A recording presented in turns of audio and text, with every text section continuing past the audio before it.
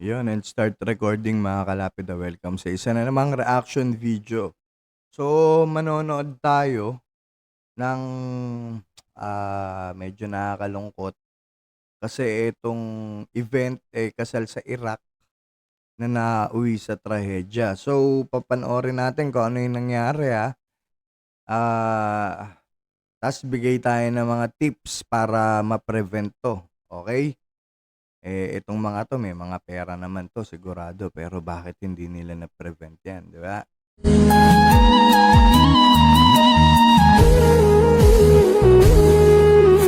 So, makikita natin dito yung mga ito yung ikinasal, andito yung mga photographers nila. Siyempre ito yung mga bisita, 'di ba?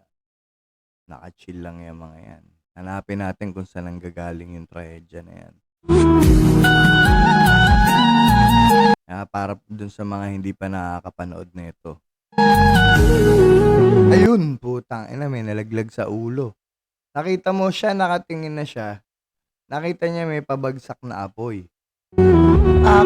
Pak, tangina sa ulo, sa pool.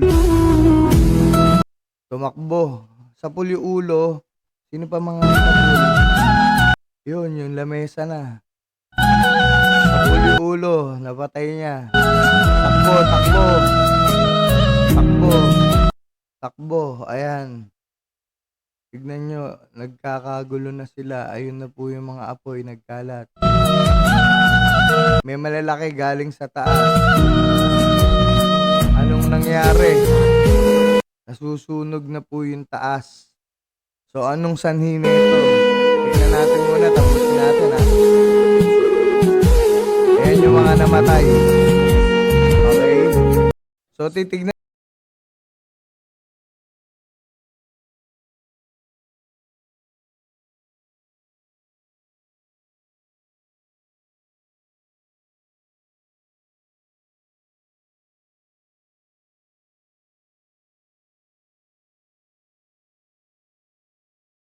At ewan ko kung etong kinasal nakatakbo naman. Ayun yung kakas kinasal. Hindi pa sila lumabas. Yun yung masakit. Hindi pa sila tuluyan lumabas. 'Di ba? So eto nasusunog yung taas. 'Di ba? So ang sanhi nito electrical wiring. Hula ko lang 'yun. Faulty electrical wiring. 'Di ba? Overload. Kuryente. Kasi minsan pagka tayo ganitong mga event, nagsasala-salabat na yung mga wirings natin, 'di ba? Puwedeng eto galing sa overload na power dahil sa dami siguro na nakasaksak hindi kinaya ng circuit breaker, okey?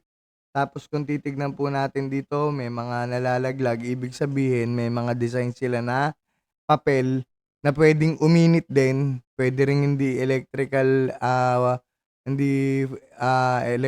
wiring, puwedeng uminit yung mga papel na nakapalibot dito, kaya nasunog at, mabilis umapoy. So, puwedeng may kasalanan din dito, yung event organizer, 'di ba? Kung hindi 'to yung electrical wiring, puwede dito may kasalanan yung event organizer. Bakit? Hindi nila naisip na yung ikinabit nila dito sa taas, puwedeng uminit at, nasunog 'tong ito, ayan, oh. Ayan, kita niyo po, nakikita niyo po, ayan po. So, tragedy, nangyari yung nakakalungkot, may mga namatay.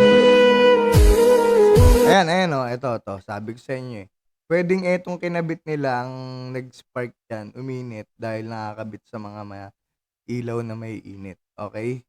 So, puwedeng event organizer yung may kasalanan. Ayun, may mga namatay, 'di ba? So, 'yan yung mga dapat nating iwasan, 'di ba? So, yun yung mga tip natin diyan pagdating sa mga ganitong malalaking event. kailangan yung mga lalo na yung mga wirings mo makakapal yan. Lalo na pagka malalakihang event yan.